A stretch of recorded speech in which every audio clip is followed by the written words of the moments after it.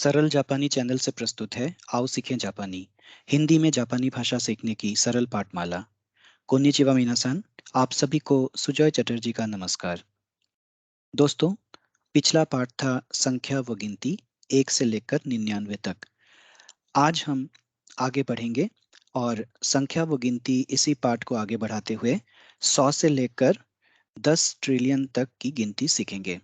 यानी कि 100, हजार, लाख, करोड़, अरब, खरब, नील, बिलियन, ट्रिलियन जैसे अंग्रेजी में कहते हैं। तो उन सब के बारे में आज हम जानेंगे कि जापानी में ये कैसे कहे जाएंगे और कैसे गिनती की जाएगी।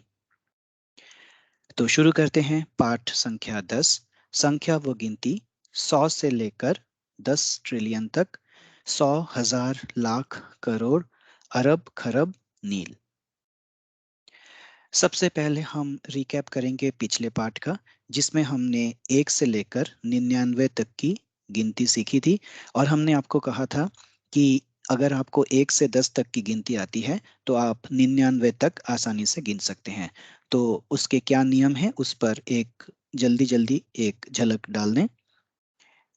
1 से लेकर 10 तक की गिनती है: 1 इची, 2 नी, 3 सान, 4 योन याशी, 5 गो, 6 रोकु, 7 नाना या शिची, 8 हाची, 9 क्यू, 10 जू। इस तरह से अब आगे जब 11 से 99 तक की गिनती हम करेंगे तो जो नियम लागू होगा वो होगा ये। तो अगर एक 2 डिजिट नंबर है ए बी, तो जैसा कि हम जानते हैं कि बी यूनिट प्लेस है और ए टेंस प्लेस है। तो ए बी को हम लिख सकते हैं ए मल्टीप्लाइड बाई 10 प्लस बी। तो इसे जब जापानी में लिखा जाएगा तो हम लिखेंगे ए जू बी। यानी कि जो जो न्यूमरल्स है ए बी वो वैसे के वैसे ही लिखे जाएंगे जापानी में। और जो यूनिट और टेंस प्लस या 100 प्लस वाले जो संख्या है वो उनके बीच में आ जाएगा। इसलिए 10 के लिए लिखा गया है जू। तो ए जू बी। अब कुछ उदाहरण देखेंगे तो और क्लियर हो जाएगा। 11 यानी कि 1 मल्टीप्लाइड बाई 10 प्लस 1, यानी कि जू इची। अब देखिए, जू से पहले हम इची नहीं लिखेंगे। ये ठीक वैसे ही है जैसे हम एक और एक 11 लिखते हैं। तो जू इची ना कि इची जू इची, ये एक एक्सेप्शन था। अब 28 अगर उदाहरण में ले रहे हैं 28, तो 28 यानी कि 2 गुना 10 योग 8, यानी कि निजू, निजू यानी 20, और हची यानी 8, यानी कि 28 मतलब 20 और 8, निजू हची। इसी तरह से 45 यानी कि 40 और 5, योनजू यानी 40, गो यानी 5, तो योनजू गो, योनजू गो। 63 63, तो 6 इंटू 10 प्लस 3 यानी कि रोकुजू सान, रोकुजू सान। 70 नानाजू, नानाजू। इसी तरह से आखिरी संख्या 99 यानी कि क्यू जू क्यू। इसमें देखिए क्यू जू क्यू तीनों में ही ऊ की मात्रा पर बल है, यानी कि ये बड़ी ऊ की मात्रा जैसा है। तो क्यू जू क्यू। तो आशा है आपको ये नियम समझ में आ गया होगा। और इस नियम की वजह से हमें किसी भी संख्या को याद रखने की जरूरत नहीं पड़ती। अगर 1 से 10 तक की गिनती हमें आती है तो इस फॉर्मूला के सहारे से हम कोई भी संख्या 1 से 99 तक लिख सकते हैं। तो इसकी विस्तृत चर्चा हमने पिछले पाठ में की थी। अब हम आगे बढ़ते हैं और शुरू करते हैं 100 से। 100 के लिए जो शब्द है वो है ह्याक। ये देखिए, ये संयुक्ताक्षर है ह और ये या। ह और या मिलकर ह्याकु। हिरागाना पढ़ते समय हमने इसकी विस्तृत चर्चा की थी कि ह के साथ छोटे आकार का या लिखकर ह्या बनता है। तो इसी तरह से ह्याकु। और ये है उसकी कांजी, यानी कि 100 की कांजी, ह्याकु की कांजी। तो कांजी पर हम जब पाठ करेंगे तो उसमें विस्तृत चर्चा इसके बारे में करेंगे। फिलहाल आप बस इन चिन्हों को ध्यान में रखें कि ये 100 का सिंबल है, ह्याक। और नियम वही, अब 200 के लिए हो जाएगा नी ह्याक। नी यानी 2, ह्याक यानी 100, तो 200 नी ह्याक। और ये देखिए, ये नी का चिन्ह है, कांजी है, और ये 100 की कांजी है, नी ह्याक। 300 ये कायदे से या नियम से होना चाहिए था सान ह्याक, है ना, सान ह्याक, लेकिन ये नहीं है सान ह्याक। इसे हम कहेंगे साम ब्याक। ये देखिए, ये ह नहीं है, ये ब है, बा है, ये हा के बदले ये बा है, साम ब्याकु। तो एक तरह से संधि किया गया है, और ताकि इसे उच्चारित करने में आसानी हो तो सांह्याक को बना दिया गया है साम्ब्याक। तो ये एक एक्सेप्शन है, इसीलिए इसे लाल में हमने लिखा है ताकि आपका ध्यान बना रहे इस पे। तो 300 यानी साम्ब्याक, 400 योनह्याक, 500 गोह्याक, 600 में फिर से एक्सेप्शन है, अब रोकू ह्याकू होना चाहिए था। अब आप देखिए, रोकू ह्याकू कहने में थोड़ी सी मुश्किल होती है, रोकू ह्याकू ये सुनने में भी अटपटा सा लगता है, इसीलिए इसे संधि करके रोप्याकू कर दिया गया है। और रोप्याकू लिखने का तरीका ये हमने सीखा था हिरागाना वर्णमाला करते समय, कि ये एक द्वित्व व्यंजन है, इसलिए ये छोटे आकार का त्सु लिखा गया है, ये छोटा त्सु है, और ये है प्या। ये पा है, ये है या। तो प्या के आगे जब छोटा सुल लग जाएगा तो ये आधा प और प्या हो जाएगा, यानी कि रोप्याक। ये द्वित्व व्यंजन का उदाहरण है। तो 600 यानी रोप्याक, से ध्यान में रखना जरूरी है क्योंकि ये एक व्यतिक्रम है। उसके बाद 700 नाना ह्याक, 800 में फिर से वही व्यतिक्रम है हप्याक। अब ये भी वही है हाची ह्याक। अगर हम हाची ह्याक बोलने जाएंगे तो जोर पड़ रहा है, असुविधा हो रही है इसे बोलने में, इसलिए हप्याक। और इसमें भी वही द्वित्व व्यंजन है हप्याक। और 900 यानी क्यू ह्याक, क्यू ह्याक। तो इस तरह से 100 से 900 की संख्याएं इस तरह से बनाई जाएंगी और इन्हें ऐसे बोला जाएगा। अब हम कुछ उदाहरण लेंगे कुछ ऐसी संख्याओं का जो 100 से लेकर 999 के बीच में आते हैं। देखिए, नियम वही है, फॉर्मूला वही है जो हमने 1 से 99 तक के संख्या बनाने में अ, अ, हमने बताया था। तो ये 3 डिजिट नंबर है ABC। तो जैसा कि आप जानते हैं, A multiplied by 100 plus B multiplied by 10 plus C, इस तरह से यूनिट्स, टेंस और हंड्रेड्स प्लस के लिए ऐसे लिखा जाता है। तो जापानी में जब हम इसे लिखेंगे तो A, उसके बाद 100 के लिए ह्याक, फिर B, फिर 10 के लिए जू, और उसके बाद यूनिट प्लस C। तो इस फॉर्मूला, इस रूल को मानते हुए कुछ उदाहरण देखते हैं। पहला नंबर है 150। इसमें 100 और 50 यानी ह्याक गोजू, ह्याक गोजू। 236 यानी कि 230 और 6। तो 200 के लिए नीह्याक, 30 के लिए सांजू, और 6 के लिए रोकू। नीह्याक सांजू रोकू, नीह्याक सांजू रोकू। अब देखिए, जब इसे उच्चारित किया जाता है तो ऐसे कहा जाएगा नीह्याक सांजू रोकू, नीह्याक सांजू रोकू। 362। अब 300 के लिए है साम्ब्याक, जैसे कि हमने एक्सेप्शन बताया था। 60 के लिए रोकुजू, और 2 के लिए नी, साम्ब्याक रोकुजुनी, साम्ब्याक रोकुजुनी। 475 योनह्याक नानाजूगो, योनह्याक नानाजूगो। 586 यानी 500 गोह्याक 80 हचिजू, और 6 रोकू।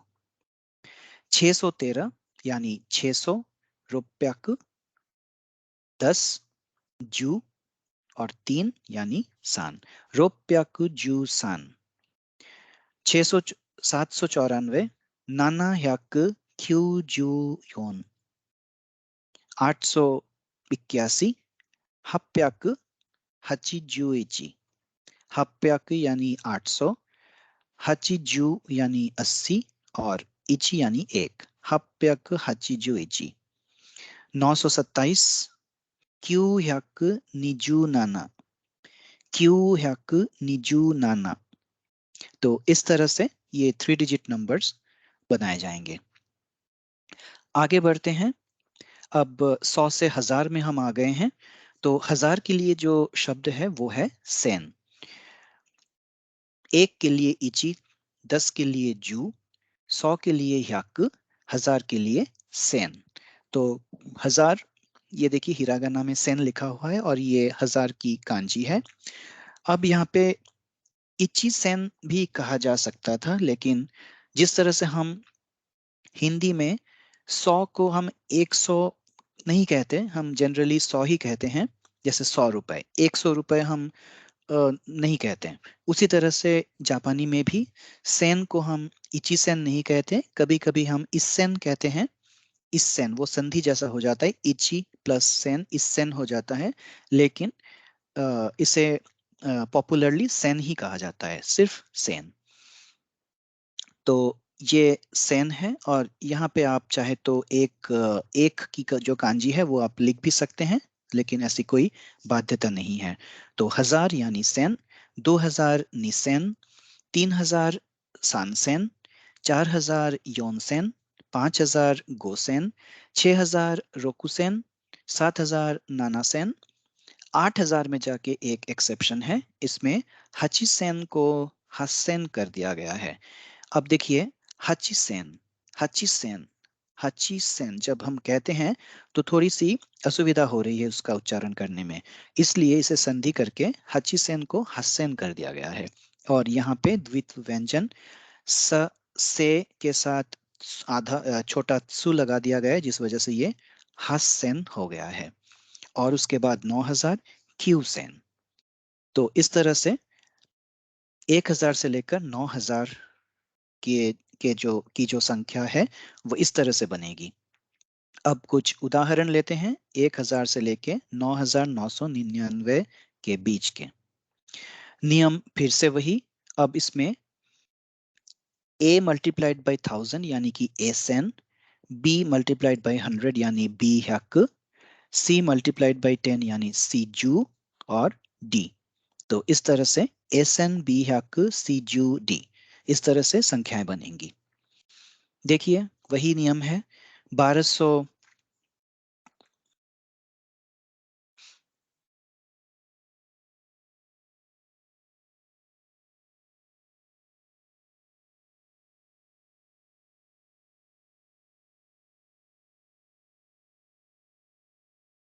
अब देखिए नियम वही है।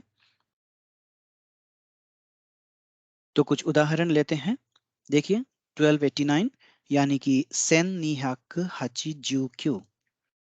सेन नी हक हाची जू क्यू यानी कि सेन यानी 1000, नी हक यानी 200, हचीजू यानी 80 और 9 यानी क्यू। इसी तरह से 2345 निसेन संब्याकु योनजुगो। निसेन संब्याकु योनजुगो। 3500 या 3500 सानसेन गोह्याक। 4653 योनसेन रोप्याक गोजूसान।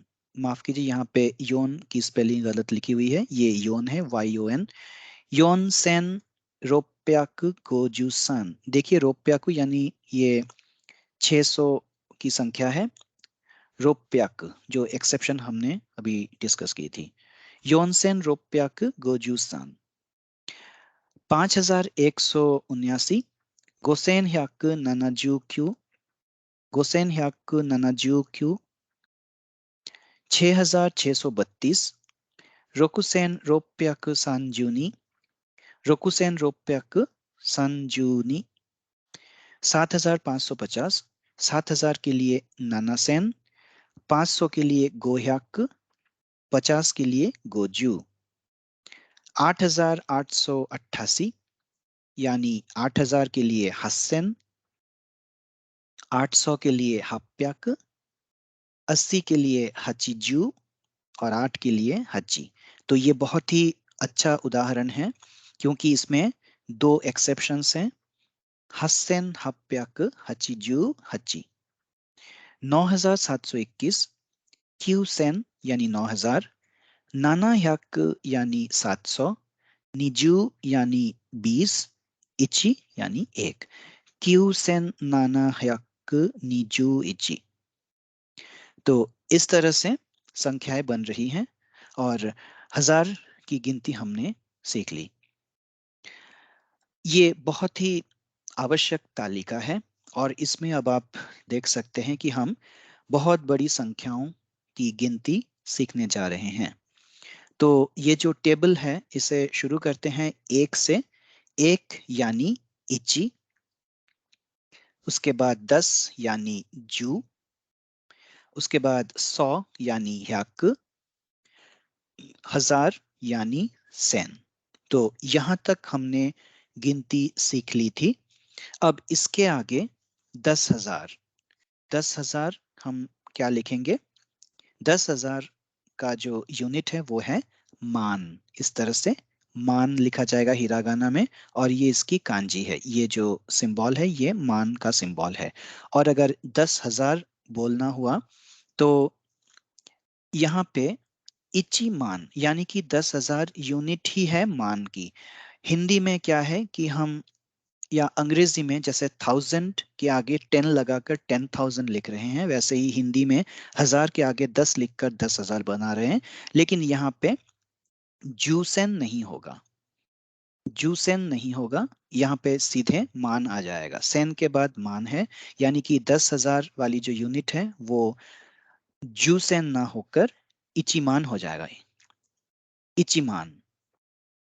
उसके बाद 1,00,000, अंग्रेजी में इसे 100,000 कहेंगे और वो हो जाएगा अब जूमान यानी कि 10 मान यानी कि जूमान। तो देखिए ये जो फर्क है वो अंग्रेजी, हिंदी और जापानी तीनों में अलग अलग है। देखिए इसमें अंग्रेजी में इसे 100,000 यानी 100,000 कहा जाएगा, हिंदी में इसे 1,00,000 कहा जाएगा और जापानी में इसे 10 मान कहा जाएगा। तो देखिए तीनों के जो यूनिट्स हैं वो बिल्कुल अलग हैं। 100,000, 1,00,000, 10 मान यानी जू मान। अब अंग्रेजी में यह है 1 मिलियन यानी 10 लाख और ये बन जाएगा ह्याकुमान यानी कि 100 मान, ह्याकुमान। और मान का ये सिंबल है, सेन का ये सिंबल है कांजी में। तो ह्याकुमान ये देखिए 100 का सिंबल है और ये मान का सिंबल है, तो ह्याकुमान। उसके बाद है 10 मिलियन यानी कि 1 करोड़ और ये अब हो जाएगा सेनमान, सेनमान। और एक के लिए हमें इची लगाना पड़ता, लेकिन संधि होकर इची सेनमान हो जाएगा इस सेनमान। तो ये है इची, ये है सेन, ये है मान, इस सेनमान। उसके बाद 100 करोड़ यानी कि 100 मिलियन और ये हो जाएगा, ये जो यूनिट है ये है ओकु। ये जो कांजी है ये ओकु है और ये क्योंकि एक ओकु है यानी इची ओकु, इसलिए ये इची लग जाएगा, यहाँ पे एक लग जाएगा, इची ओकु यानी कि 100 करोड़। 100 करोड़ के बाद हिंदी में है 1 अरब, जो अंग्रेजी में 1 बिलियन। तो यहाँ पे देखिए अंग्रेजी और हिंदी अब एक यूनिट पे आ गई है, ये भी है 1 बिलियन और ये भी है 1 अरब। लेकिन जापानी में क्या है? जू ओकु यानी कि 10 ओकु। तो ये जू, ये ओकु, 10 ओकु, जू ओकु। उसके बाद 10 बिलियन यानी 10 अरब और उसे यहाँ पे ह्याकु ओकु हो जाएगा। यानी कि 100 ओकु। ये 100 की कांजी, ये ओकु की कांजी। 100 ओकु, हयाकु ओकु। उसके बाद है 100 बिलियन, यानी कि 1 खरब। और जापानी में ये हो जाएगा सेन ओकु। सेन ओकु, और क्योंकि ये एक है इसलिए ये इस सेन ओकु, इची सेन ओकु, संधि होकर इस सेन ओकु, तो इसे कहा जाएगा इस सेन ओकु। अब 1 ट्रिलियन, यानी कि 10 खरब। और ये अब एक नया यूनिट जापानी में आ गया है, चो। चो, और ये एक चो है इसलिए इच चो। इची प्लस चो, इसे हम इच्चो कहते हैं, इच्चो। और उसके बाद अब देखिए इच्चो जो है वो 1 ट्रिलियन के साथ अब ये यूनिट मैच हो रही है, 1 ट्रिलियन 1 चो। उसके बाद 10 ट्रिलियन जूचो। जूचो, इसमें भी संधि है जूचो। ये देखिए यहाँ पे जो छोटा सु है और चो है, यहाँ पे ये द्वित्व व्यंजन हो रहा है, तो जूचो यानी कि 10 ट्रिलियन। और 10 खरब के बाद जो 100 खरब वाली जो संख्या है उसे एक नील कहा जाता है। उसके बाद नील के बाद पद्म आता है जो बहुत बड़ी संख्या है। तो हम यहीं तक की गिनती करेंगे, यानी कि 1 से लेकर 10 ट्रिलियन, यानी कि 1 नील तक की। तो इस तरह से इस टेबल को याद कर लेना, कंठस्थ कर लेना बहुत ही जरूरी है कि जापानी में संख्याएं किस तरह से बन रही हैं।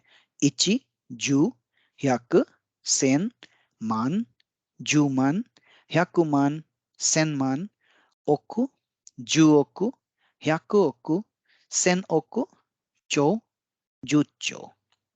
तो आशा है आपको ये गिनती समझ में आ गई होगी। अब हम आगे बढ़कर एक बहुत बड़ी संख्या लेते हैं और उसे लिखने की कोशिश करते हैं। देखिए, ये एक बहुत बड़ी संख्या है और पिछली तालिका के अनुसार हम देखेंगे कि इसे कैसा लिखा जाएगा। देखिए, ये जो जो संख्या है, इसका जो राइट मोस्ट जो डिजिट है उसके बाद कितने डिजिट्स हैं? 1 2 3 4 5 6 7 8 9 10 11 12, यानी कि अगर 12 शून्य इसमें होते तो क्या होता? 12 शून्य अगर होते तो ये होता ये वाली संख्या, यानी कि एक के बाद 12 शून्य, यानी 1 ट्रिलियन 10 खरब। और इसका जो यूनिट है वो है चो, इच्चो। इसलिए ये संख्या इच्चो से शुरू होगी। अब हम आगे देखते हैं कि किस तरह से ये आगे बढ़ेगी।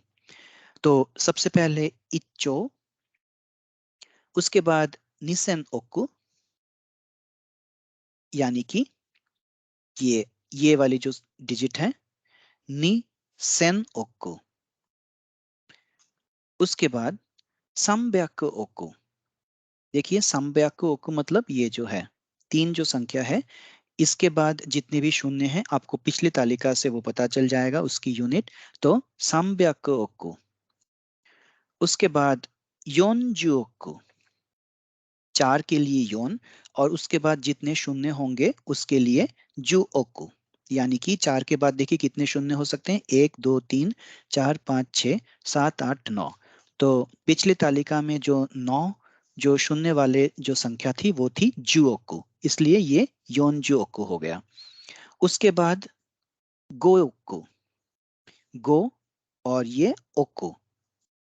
उसके बाद रोकुसेनमान, रोकु यानी 6, और ये जो डिजिट्स हैं इन्हें मिलाकर इनमें अगर शून्य डाल दिया जाए तो ये सेनमान बन जाएगा, इस सेनमान। तो रोकु सेनमान।